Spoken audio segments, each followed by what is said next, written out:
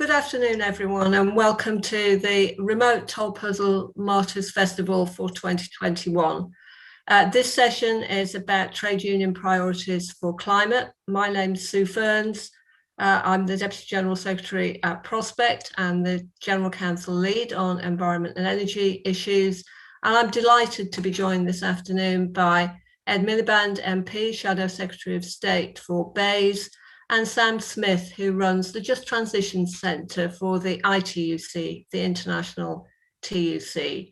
So the format we're going to do this afternoon is we'll hear from for a few minutes from each of our speakers, starting with Ed, and then over to Sam, and then we will move forward into some questions and discussion. It almost goes without saying that this is a really important and timely debate. We've seen the tragic stories about the flooding in Europe, about the terrible fires across the world.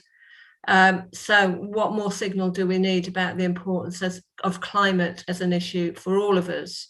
But we're also meeting at the end of the week where we have seen the publication of IPPR's Environmental Justice Commission report and also the report of the government's Green Jobs Task Force. So I think we should have plenty to talk about this afternoon. But let's start first with Ed Milliband and some introductory comments. Over to you, Ed.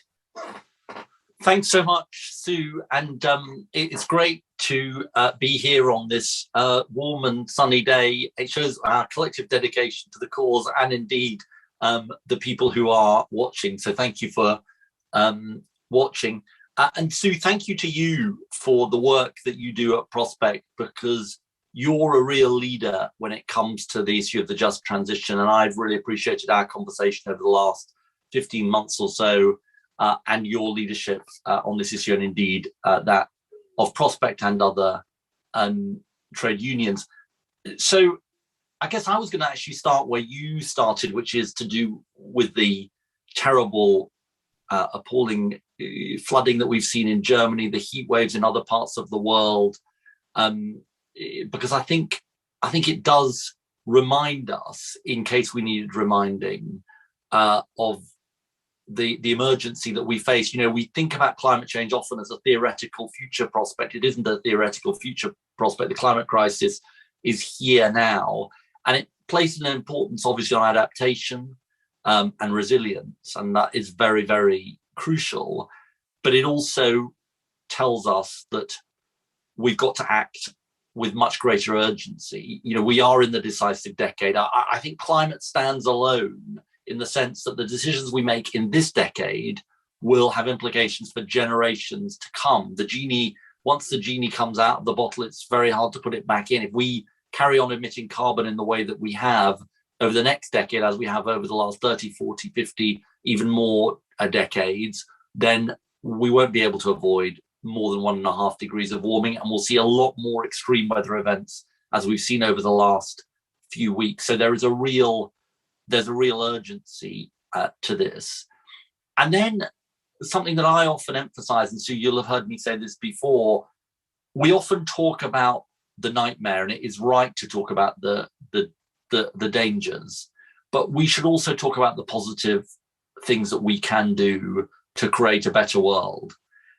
But we can only do that if the transition is fair and the transition is just. And that's our subject today. And that's why it's so important to talk about what can be done to make sure this transition is fair for workers. And I'll be honest with you, I don't think the environmental movement, and I sort of put myself in this, have done enough to put workers and economic justice at the center of this vision.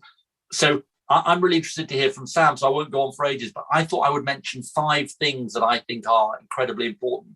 And Sue, they reflect very much some of the things that we've seen in your very good Green Jobs Task Force report published earlier this week, and indeed the IPPR report that you mentioned.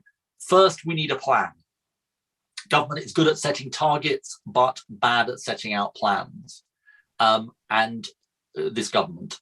And unless there is a plan for workers, for businesses, for local authorities, for people to sort of organize themselves within, so they know what is happening, where are things going, what's the what's the plan in relation to households and transport and industry, we're never going to succeed. You call for that in your Green Jobs Task Force. It's incredibly important. Secondly, finance. I think it's easy to talk about these issues without really, while avoiding the key issue of government finance. You know, why do I talk so much about this? Because I think that unless government provides the finance to oil the wheels of this transition, it will make it much, much harder. And that is true in relation to workers and the retraining of workers, the training of workers, and the creation of jobs. You know, I often think about this, what became a big hot button issue in the last few months, the Cumbria coal mine. And I don't think we can open a new coal mine in Cumbria, but I think we've got an obligation to the people of Cumbria to say, here is the alternative. Here are the alternative green jobs that can be created. But unless you provide the alternatives to people, we won't take people with us. And finance is absolutely crucial in this. And I'm afraid, and there's great ITUC research on this, when you look at what the government in the UK is doing, it's talking the talk on the targets, but it's not walking the walk on the finance. I think the proposals from this government are 6% of the level per capita of the Joe Biden stimulus. I think something like a quarter of what we're seeing in France and a third of what we're seeing in Germany. So it needs to start investing and putting its money where its mouth is. Thirdly, and you emphasize this in your Green Jobs Task Force report, for every high carbon industry, there needs to be a plan, and a plan involving workers. And, you know, I think our slogan, our commitment here should be no worker left behind. I know as a Doncaster MP, the dangers of an unplanned transition. We saw it in the coal mines with the closure of the pits in Doncaster in the 1980s and 90s. We cannot have that happen again. Again, we won't take people with us, and we won't deserve to take people with us if that's what happens. You call for every fossil fuel industry, every high carbon industry to develop a plan with its workers. It should be done with government. There should be a just transition commission set up by government. You know, you and I were talking just before you came on air about this. It seems absolutely crucial to me. We've set up our own, in shadow form, the sort of beginnings of a just transition working party, Labour in opposition. But how can we possibly take people with us or make this transition happen in a fair way without that? So that's the third thing. For every high carbon industry, there needs to be a plan. And by the way, the investment. If I take an area like steel, you know, we can have a vibrant, great future for our steel industry, but you've got to invest. You've got to invest to make that transition happen. And 250 million in the Clean Steel Fund in 2023, which is what the government is proposing, is just way short of all the estimates I've seen about what is required. Fourthly, the new jobs that are created. You make this point in your report. It's a point I've been making. Just because we create a job in a low carbon or zero carbon industry doesn't mean it's fair. There is as much of an obligation around jobs in zero carbon industries that they are well paid, that they are unionized, that they are safe, that they involve workers with a voice for workers. All of those things are absolutely essential. And again, I think, and there is good work that's been started on this, I think it's incredibly important that we do this work together. And alongside that, there has got to be the training for workers, both workers who are not involved in high carbon or low carbon industries necessarily, to be able to take up those jobs, and workers in the high carbon industries to transition, if that's what's required, into those jobs. And there's really good union work, I know, going on around the kind of measures we need on skills, and perhaps we can get into that discussion. So fourthly, the new jobs created have got to be well paid, decent jobs that people can be proud to do. And fifth and finally, and in a way this reflects what I've already said, but I think it's worth emphasizing, there's got to be a voice, a proper voice for workers in this transition. This can't be done to workers. It's got to be done with working people. And, you know, I think if you look across the British economy, one of the things that I feel that we massively lack is the proper kind of voice for workers that we see on the continent, in continental Europe, for example. And we need more of that. We need the works councils where workers have a voice. We need strong trade unions with workers having a voice. This is, I think, the Achilles heel of the British economy, not just in terms of fairness, but in terms of economic success. And I want to see that change. And if I was the business secretary, I will be doing everything I could to make it change, because I think the only fair, productive future for our economy is with workers at the center, and not just with lip service, but with a real voice. The last thing I'll say, and then I just want to hear from Sam, is this, which is, we've got to be bold. This, coming back to where I started, when you look at the climate crisis, when you look at all of the issues we face, this is not a time for tinkering around the edges. This is not a time for cautious incrementalism. This is the time to be bold in the investments we need to make. We can't afford not to do this. We've got to make these investments. Joe Biden recognizes this. I'm afraid our government doesn't recognize this properly. We can't be half measures on this. The crisis is too great. The opportunities are there. Workers need to be protected and need to be at the core of this. And that can only be done with a bold vision, a house by house, street by street vision when it comes to transforming homes, a proper plan in relation to transport, not just replacing petrol and diesel cars with electric cars, but the kind of publicly owned, publicly run railway system that we need, the bus services that we need, the production of those green buses, something I've talked about a lot with the trade unions, a plan in relation to industry. Whenever I think about this issue, whenever I talk about climate, I'm reminded both of the scale of the task, but also the urgency. And there's no choice, but to go big in relation to this. I think we've got to work absolutely hand in glove with the trade unions to make this transition fair. I think we can, but now is the time when government has got to step up. And that's what we are going to be pushing them to do over the coming years. And hopefully that will also form the basis of our manifesto at the next general election. Ed, thank you so much. So much to talk about there, and we'll come back to some of that. Let's hear first of all, before we do that, from Sam, who can give us more of an international perspective. So over to you, Sam. Yeah, thank you so much, Sue. And thanks very much for the chance to talk a bit today about just transition, both internationally and in the UK. So it should surprise no one. I agree with everything that Ed just said. I'm going to build on it a little bit. But just to say who I am and what I do, I work for the International Trade Union Confederation. We represent 200 million organized workers in 163 countries. And the Just Transition Center was set up in order to support our affiliates, support unions and our allies in getting good plans for just transition. It was actually a response to the Paris Agreement on Climate Change, which was negotiated in 2016 or 2015, and also negotiated in the United Nations under the International Labor Organization of Global Rules for Just Transition. So I guess the first message I have is that we have UN architecture and rules for just transition. It's a specific thing. It saves us doing the heavy lifting of figuring out what just transition is and how it takes place, what the goals are. The second thing about just transition is that in 2016, when I started in this work, there were very few examples of just transition. But now we have trade unions, governments, and even employers around the world who are working on getting these plans for just transition, about which you spoke at, and in some cases have succeeded at scale.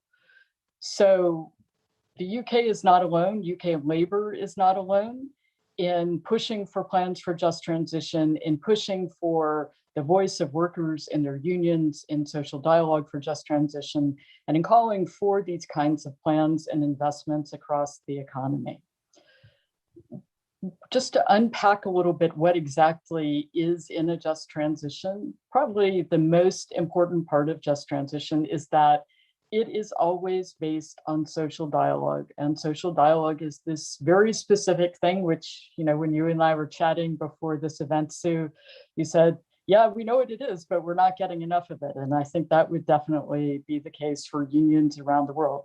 But it is this process between workers and our unions, employers, often government, where we sit down and we negotiate usually a binding outcome. And in the case of just transition, what this means is that we workers and our unions, we need to be at the table negotiating the plans for our jobs, our futures, and for sectors. It's not just because it's our right to do so, our right to know as workers, but it's also because we bring knowledge about our sectors and jobs that you can't get anywhere else and that you definitely aren't going to capture in a kind of consultation process where workers are just sort of asked to respond to a hearing document. That's it for us. So one other thing about social dialogue, and something that I personally have seen over and over again with the unions with whom we work, we're working only with unions from high emitting sectors. So that's power and mining, that's oil and gas, steel, cement, auto, other manufacturing, transport, construction, like that. And the start of these processes when unions are trying to get employers to the table, get government to the table, talk to the members, build everybody's confidence. You know, people are really scared and nervous. No person likes to lose her job or to be in fear of losing her job. But what we do see is that this process of just transition, of having workers and unions at the table, really works. It's a way to build this broad support, not only in our movement, in the labor movement, in union households, but also in our networks, which can be extremely broad in communities. And this, once that confidence is there, that there's going to be new jobs for everybody, or that you're going to keep the job you have and be reskilled, get skills in order to do that job with lower emissions, that there will be investments for communities so we don't have stranded and deindustrialized communities, as we know all too well from the UK, but also many other places in the world. And people's attitudes about change and about this sort of massive, very rapid transformation that we're going to go through now, those attitudes change. We have seen that over and over again. It is a huge way to mobilize the power of our movement in support of getting climate action done. Some other things about just transition. You can't have a just transition where you don't have human rights and labor rights, right? Because then if we don't have our rights to freedom of association, to collective bargaining, to freedom of expression, then how are we going to get employers to the table and government too?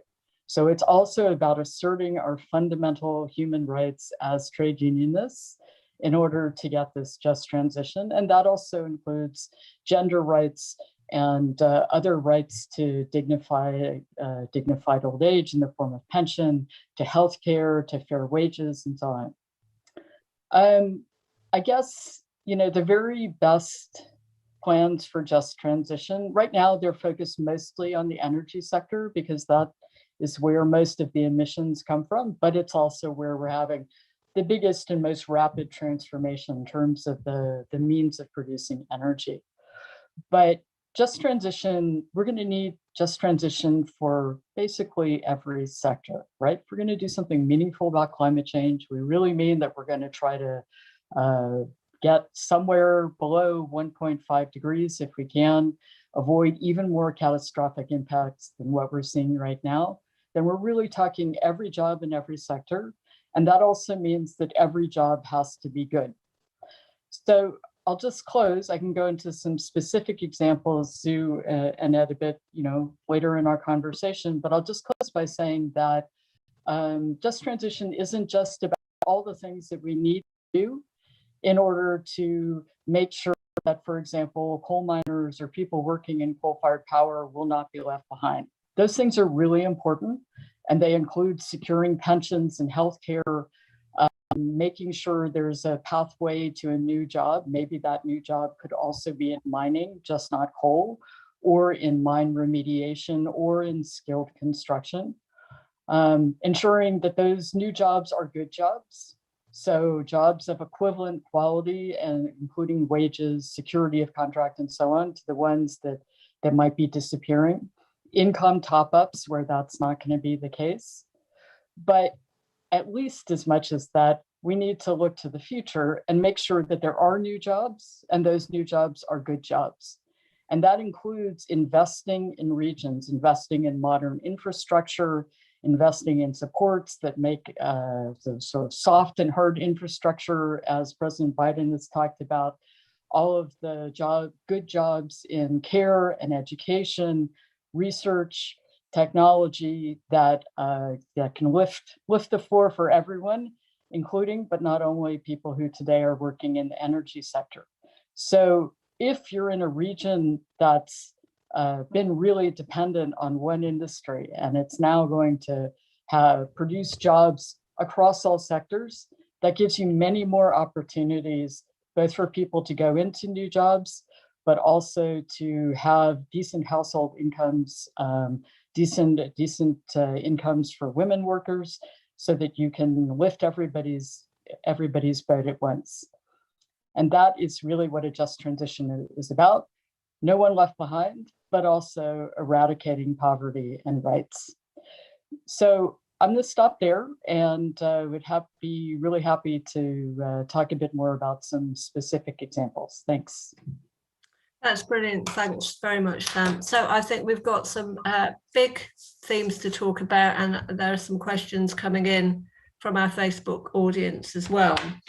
So I think we've all touched on the issues around investment and the inadequacy of government investment currently in the UK, particularly when you compare that with the scale of ambition of Joe Biden when he came into office.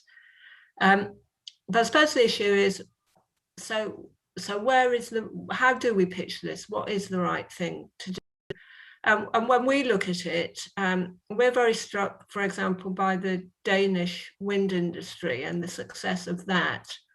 And I think there are two key factors there. One is, the social partnership and the government support, but also the fact that they've got a long-term strategy, and they've stuck with it and they've kept at it.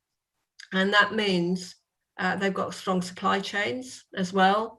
And it means that their wind industry is 5 times as rich in jobs as the wind industry in the UK.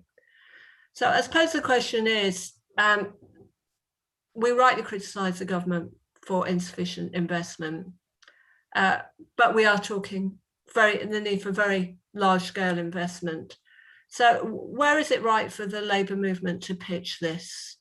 Perhaps come to you first, Ed, on that. I mean, Sue, look, I think you asked the right question.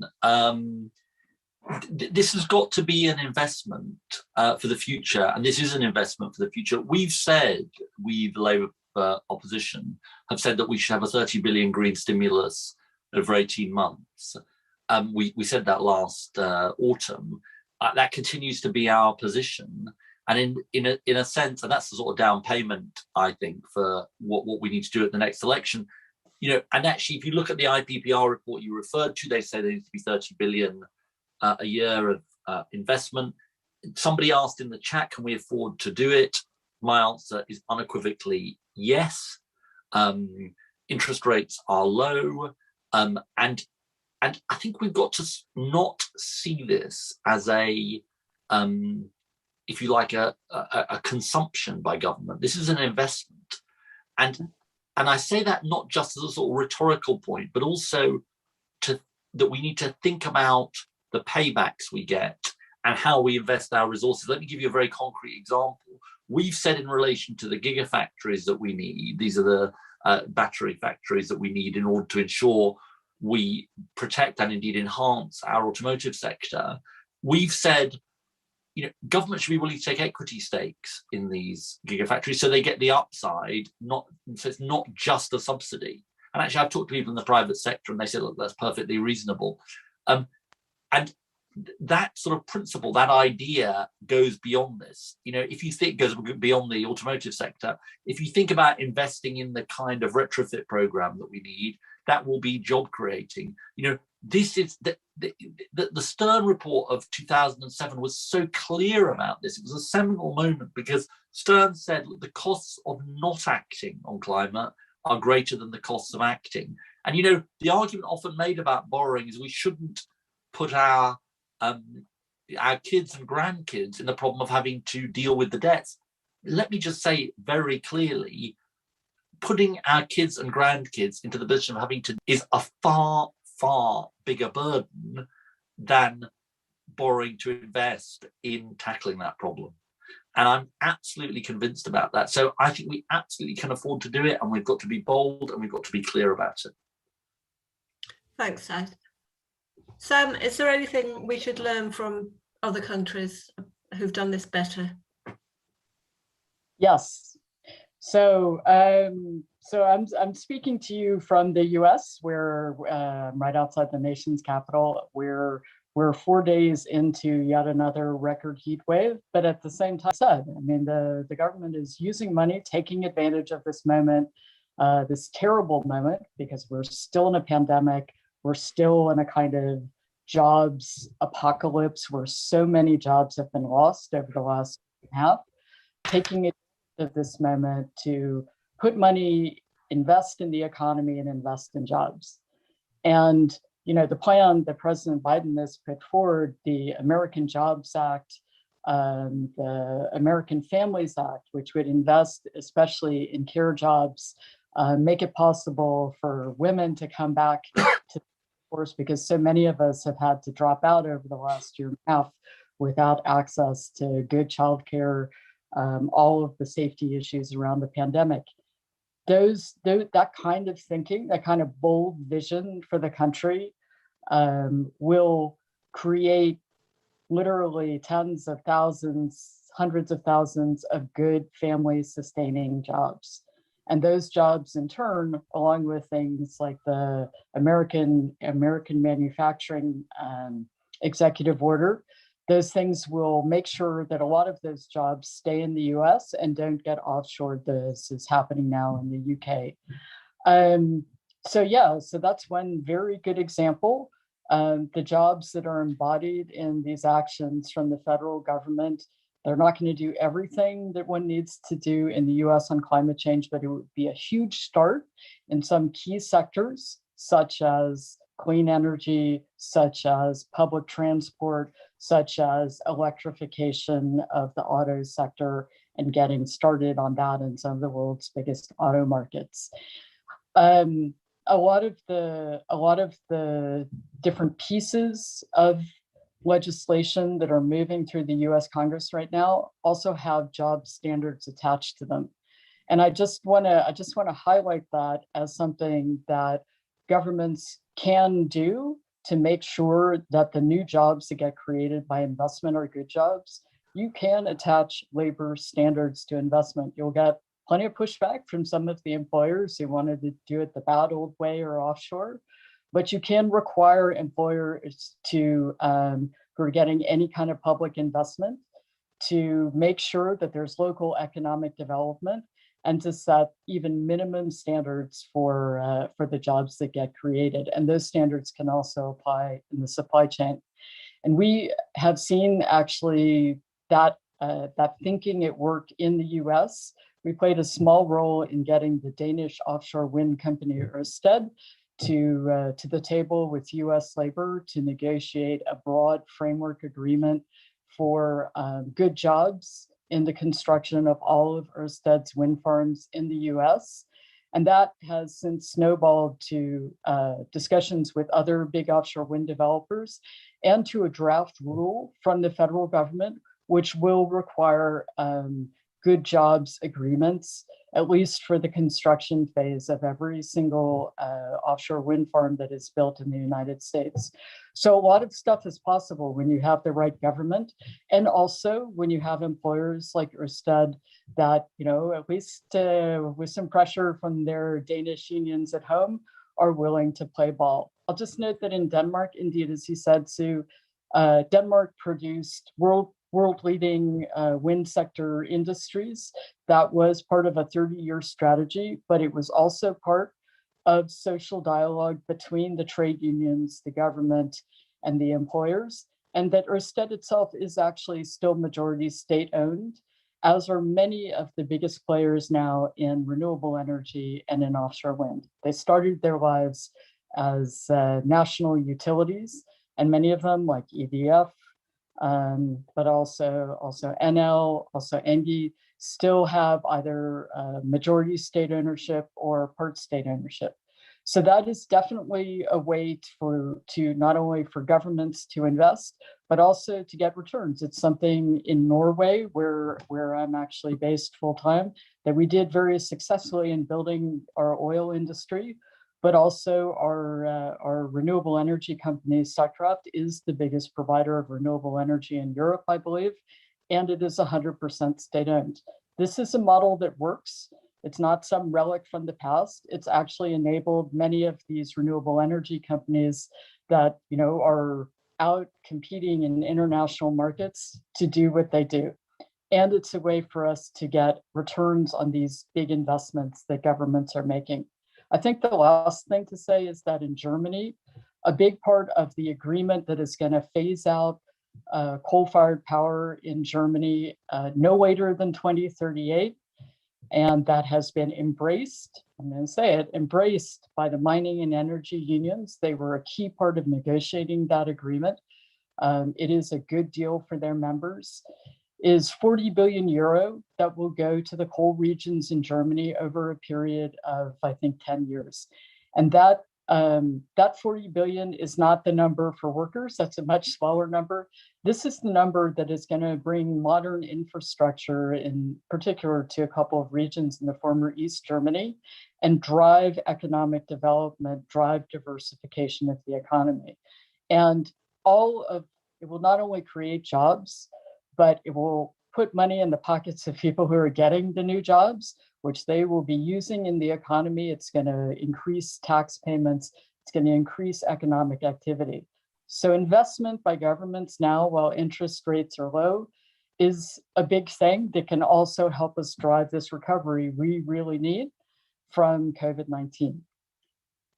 Thanks, Sam. I think we're all tremendously excited by the work that you've been doing in the US with Ørsted, and hoping that we're going to be able to spread those kinds of benefits in the UK as well. But what you said takes me, I think, really nicely into something else I wanted to ask Ed. And you've talked about the benefits of direct government intervention. So in the UK, we've still got a long way to go on energy, but I think, energy has done more to decarbonise than some other key sectors of the economy. So if we look at transport, for example, what we've seen as people have returned to workplaces after the pandemic is a shift from public transport systems into increased use of private vehicles. And of course, we haven't yet got any government thinking on heat and buildings, which are two of the more challenging areas, I think, certainly in terms of who's going to pay for the changes we need to make. And I don't think the government has agreement on that, but it does seem to me this is a key illustration of the limits of market-based solutions. So I wondered, Ed, if you've got some comments on that, because for all of us, I think, this issue about who pays and social equity and social justice has to be really important. We can't just load all of these costs onto individuals' bills. I do agree with you, Sue. And for those of us in the sort of, train spotting business is not quite the right way of putting it, but those of us who are sort of watching and waiting for the government's heat and building strategy, it's been a long wait. And I think it was due last spring, 2020. And obviously, understandably, the pandemic knocked them somewhat, of course, but it was then due this spring. Spring has become summer. We're now told it's not going to be until the autumn. And you sort of think, well, why have they got this problem? And I think you, characteristically, if I may say so, Sue, have put your finger on it, which is they are caught between their core beliefs, which are around markets, and the core reality, which is we're never going to make this work unless we have a government-led plan and a government-led approach. Now, what does that involve, in my view? First of all, it needs a proper plan for retrofit, house by house, street by street retrofit plan. I think it could easily be led by local authorities. In fact, the local authority investment that the government provided sort of a year or so ago has been pretty successful, even by their own account. Whereas the privatized outsourced Green Homes grant was a complete fiasco, which then got cancelled, and the money, I think, snaffled back by the Treasury, as far as I can tell. So first of all, you need a proper retrofit plan. Secondly, you need a proper plan to make alternatives, whether that's heat pumps or hydrogen, affordable for people and possible for people. Thirdly, you need a plan for new buildings to be zero carbon. Now, this is where the government, I'm afraid, is more culpable almost than any other area, because in 2016, the Labour government had legislated, the previous Labour government legislated for homes to be zero carbon by 2016. The government got rid of that plan. 800,000 homes have already been built not to a zero carbon standard, which will now have to be retrofitted. There's going to be hundreds of thousands of more before we get to a proper zero carbon home standard. I can't tell you how many, because we don't know exactly when this new plan is coming into place. So that's the sort of contours, in my view, of the kind of plan that we need. It's got to be fair. It goes back to my point about finance. Indeed, this is the area where I think there is the most need, actually, for government finance to make this possible. I think it is doable, this. I was talking to some people from the energy sector the other day, and there are different views, as you all know very well, Sue, on heat pumps versus hydrogen. But some people are more optimistic about what heat pumps can do in terms of the costs. They cite the examples of the renewable sector. Some people are less optimistic. But I think this is doable. But this has got to be collectively managed, and the costs have got to be collectively borne. And I think unless we do that, we're going to be in quite a lot of trouble in terms of making this transition happen. So that's just some thoughts. I'm not going to pretend this is easy, but that's some thoughts. And I think it is worth saying just finally, of all the areas, this and transport are the areas where there's been least progress. I think I'm right in saying that emissions from the household sector are more or less the same level they were a decade ago. Now, by anyone's standards, that is not progress. And it's certainly not the path to net zero. So the government has really got to up its game, and it's got to accept that you can't do this on the cheap, and you can't do this by relying on the market. Absolutely. And you are right about that. Household sector, transport, really not shifted at all. It's energy and actually waste that has made some progress. Just in terms of switching tack slightly, in terms of opportunities, I think it would be remiss to have this discussion without talking a bit about skills and access to jobs for people. Now, certainly in the UK, we look at some of these high carbon sectors, we see sectors which are quite undiverse in terms of their current workforces, some of them actually with aging workforces. And we know that we need to expand and diversify those workforces actually to meet the transformation, to be able to meet the transformation we need to make. But also, of course, this is an area where the skills that are needed are going to be changing over time as new technologies come on board. But also we know there's increased importance of digital and data skills already in these areas. So Sam, if I could start with you, could you share with us any experience from elsewhere where there's been not just good industrial strategies, but good skills strategies to aid these transformations?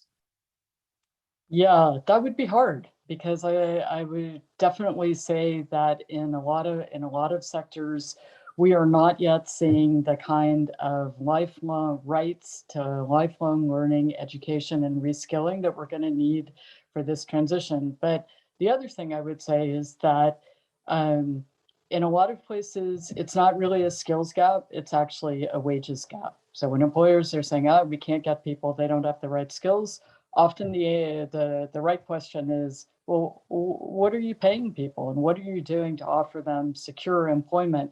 And how are you, for example, investing in the people that you already have and making sure that they have the skills they need to be redeployed into new sectors of your company? So maybe I could just start there and say that we do have a few major energy companies in different countries that actually have taken on board this principle of retain, retrain, and redeploy with the people that they have, so that people get the chance to move into, for example, to move from a coal-fired power station to renewable energy or to even to natural gas distribution. And we think that's a good starting point for the skills discussion. But the bigger question is indeed about this combination of different forces of transformation. So one is what we need to do in order to have a meaningful response to climate change, what that means for skills and jobs in a lot of different sectors. But the other is also digitalization. And just to say that with Industrial Europe, which is the federation for all of the industrial unions in Europe and the UK, and with the European Trade Union Confederation, we're actually embarking on a campaign for just transition in the auto sector. And a big part of that campaign is actually focused on skills, because what's happening in the auto sector, also in the UK, is that cars are becoming more and more digitalized. So we have that happening. We have tons of software that's being added to vehicles, less traditional manufacturing, at the same time that battery production is speeding up. And often both the software and battery parts of manufacturing a car, companies are just saying, okay, we're creating these new companies or we're outsourcing these jobs, and collective bargaining agreements that we have with you all, people working in car manufacturing, they're not going to apply, and we're not really very keen on having unions at these new jobs. So what we, if we want an example of good practice, what we see, for example, in Sweden is that Volvo has decided to bring its battery production back in-house.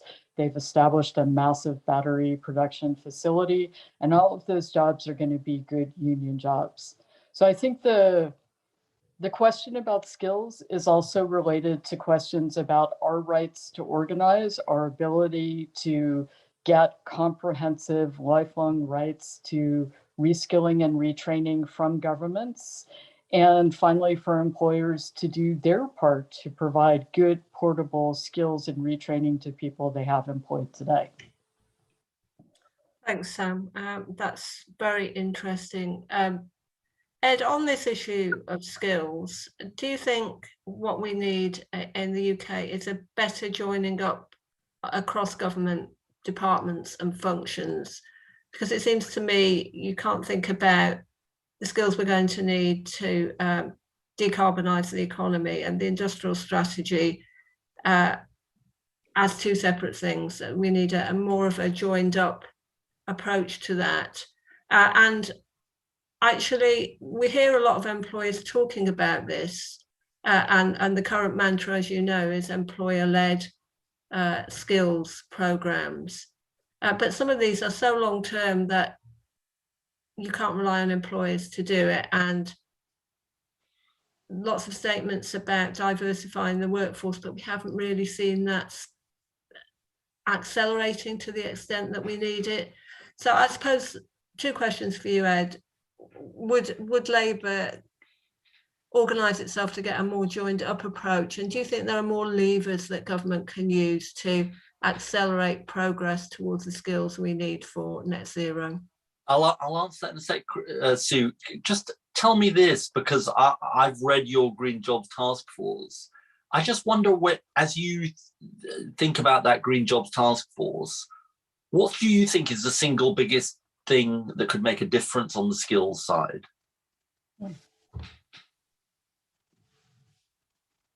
I think thinking about it from the worker perspective and gearing up from the worker perspective, so that whether you're just starting your career or you're in your mid-50s and you haven't had any formal skills training for a long time, you can have access in the way that you need it to upskill or reskill. So I think that means being agile, innovative, thinking beyond traditional forms of skills training. So I think it's about access, but I also think it's about accreditation. I think skills provided by an employer for an employer meet a need, but if we're expecting people to be mobile and move through their careers, they need to have their skills accredited to help them, to support them to be able to do that. So I think it's access and accreditation, I think. I think that's a really interesting point. I mean, let's be honest about this. The skills sort of landscape in Britain is a head-scratching, confusing, contradictory, overlapping sort of situation, and very, very messy, both for employers and for workers. I don't think that's just started under this government, but it maybe has got a bit worse. I mean, I think that the principles here are surely that it's got to be as easy as possible for workers and indeed employers, and it's got to be as close to free as possible. I was quite struck talking to workers in the automotive sector a month or two back, that they were saying, look, and this is when you look at the statistics on the auto sector, 80% of powertrain workers are going to see their jobs change, and they're going to see their skills required change. And they were saying to me, well, how are we going to fund that? How are we going to make that happen? How are we going to make sure that our workers have the skills? And I'm quite struck by that, and also the accounts I've heard about the apprenticeship levy, that it's just not fit for purpose when it comes to these issues. I know there is also good work going on around how, I think among green campaigners and others, working with the trade unions, about this idea of a sort of an offshore passport, I think it's been called, that would enable workers to transfer from one sector, from a fossil fuel sector to the renewable sector. For example, I think it was a Greenpeace, Friends of the Earth and others, and Unite and so on, have been working together on this. I don't know whether you've got a view on whether that offers a way forward. Somebody in the chat has made the point about Union Learn, and that seems to me to be a really good point, because Gavin Williamson put an end to it for terrible reasons, as the person says in the chat. So I think I'd sort of say, this is why I was asking whether there was a particular thing that you think could make a difference. I'd say it's sort of action on all fronts, really. It's like, if I'm frank with you, I think if you're a worker at the moment thinking, well, how do you transition? And I had this, by the way, with the aerospace sector when I was just right in the middle of the crisis. Lots of the people in the employers in the sector were saying, look, if some of our workers who are not going to be able to carry on in the sector, why is there not the opportunity for them to transition? So I think ease, the sort of cost, all of those things have just got to be made much, much more seamless and much, much easier for workers. And this is why I liked your idea in the Green Jobs Task Force of every high carbon industry having a sense of a plan, and indeed government having a sense of a plan. Because the minute you have a sense of a plan, you've got to say, okay, so how many workers are we going to need in this sector? What are the skills they're going to need? Where can they come from? How do we provide it to them? And my sense is there's no guiding mind. And without a guiding mind, it's just a mess. Absolutely agree with that. And of course, it's perfectly possible to have a plan because we know the changes that we need to make. Conscious of time, we've got a few minutes left. I think it would be very strange if we had this conversation today without touching on the COP26 conference towards the end of the year. And somebody in the chat has asked about government pressure on big emitters like India and China, and what can government do to put pressure on those. So I think that's one part of the question. But I think I'd also like to ask you, perhaps not what your expectations of COP are, but what do you think is the key thing that could be achieved at COP26 this year? Let's start with you, Sam. Yeah, thanks, Sue. And just to add a couple of points on the last discussion, apprenticeships are absolutely key. Also to diversifying the workforce.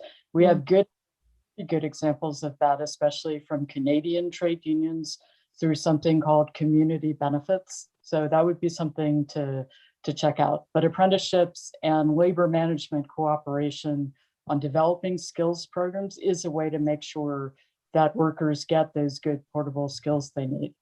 On to the COP.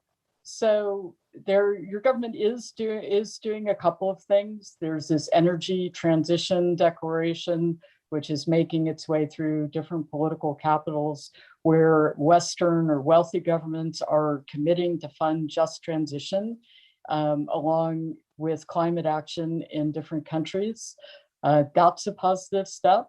But the things that we think that your government could do, for example, in India, are to put its, not inconsiderable weight and investment and finance and political convening behind getting a just transition and not just focusing on privatizing state-owned enterprises, but rather providing supports to workers and to regions and providing technology and know-how to these companies so that they can bring down their emissions and shift their asset bases. Because what we're seeing internationally, we work with unions all over the world, right? So we're working with coal mining and energy unions in India right now on a project on an initiative on just transition in the coal sector in India.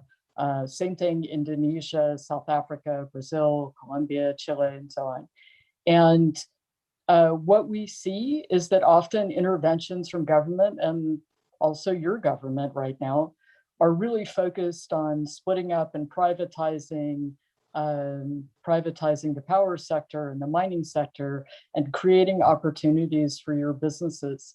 And I gotta say that when workers encounter that, they just hear job losses. So if you really want worker support for this transition, because all of our unions understand the change is coming, then it would be good to support actual shifts in asset bases, supports for workers, things that will create good new low emissions jobs on a regional level.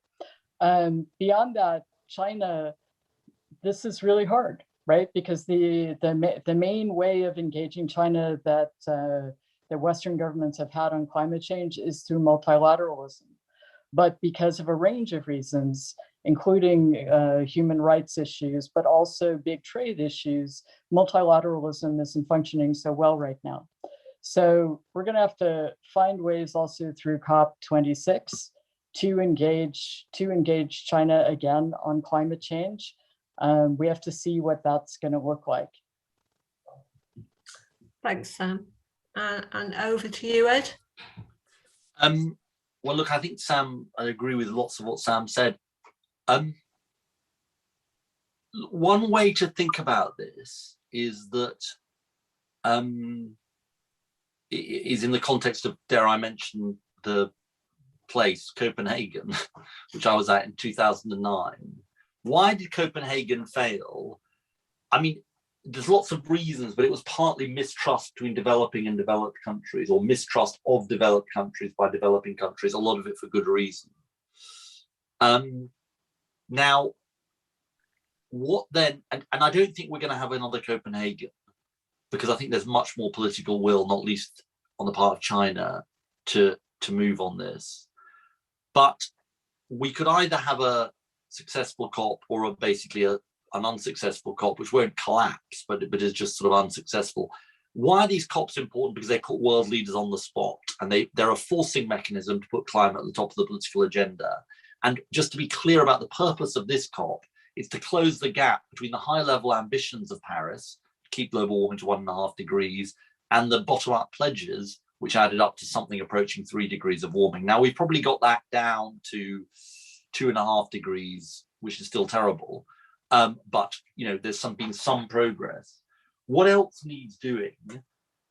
Urgently, if I was in Alok Sharma's shoes, the president of the COP, I would say that the developed countries have got to deliver to developing countries on the $100 billion of finance promised to Copenhagen, still not delivered, on vaccines. We've undermined our own moral authority by cutting overseas aid, the only G7 country to do it in the year of the COP, even though our overseas spending, comparatively speaking, is not the lowest. It's a terrible thing to have done, appalling thing to have done, morally and strategically. So the developed world have got to deliver on the promises made to developing countries well before the COP. And then we've got to put pressure on all the large emitting countries to really step up. And that does include China. China is 28%, I think, of global emissions. They've set a very laudable target of net zero by 2060, which I think is a major step forward. But long-term targets, and this doesn't just apply to China, it applies to Australia and other countries, long-term targets are just no good if they're not accompanied by short-term action, because what happens in this decade is so absolutely decisive. So we need to reassemble the high ambition coalition that existed in Paris, which was vulnerable countries, forward-thinking developed countries acting together to really, really push as hard as we can. And the aim of COP26 is to keep 1.5 degrees alive. We probably won't get to the kind of emissions reductions we need to say we are going now to achieve 1.5 degrees, but we've got to make a lot more progress than we're set to make at the moment. So I actually think this is a really important 3 or 4 months to really put pressure on our government as the hosts, on all governments around the world to step up and to embarrass world leaders, frankly. If you're Australia and you're not making any progress on this, as they're not, in terms of where they were in Paris, they've got to be really have a sort of the spotlight shone on them to say, what are you going to do? And by the way, it also includes China. As I say, China has made progress since Copenhagen, but there's a lot more that China needs to be doing, and there's no solution to this challenge without China stepping up more than it has. Thank you. I agree with all of that, and actually felt ashamed of the way the vote in Parliament went this week on overseas aid. I think it shames us all. Thank you both. We are running out of time. I think it's been a fascinating conversation. There will be lots more, including around COP, where I know the TUC is working very closely with the ITUC to ensure there's an effective trade union voice there. Just to bring us back to where we started, which is about trade union priorities for the climate. I think Ed's absolutely right. This is a crucial decade. We do need to make real progress this decade. And as you both said, it is about good quality employment for everyone and no worker left behind. And I think that is our guiding principle as a trade union and labour movement. Thank you both ever so much for your contributions. Thanks to everybody who's been listening through Facebook and other channels. Hope you enjoy the rest of the Tolpuddle Festival, and hopefully you get out now and have some fresh air and enjoy the lovely sunshine. So thank you all.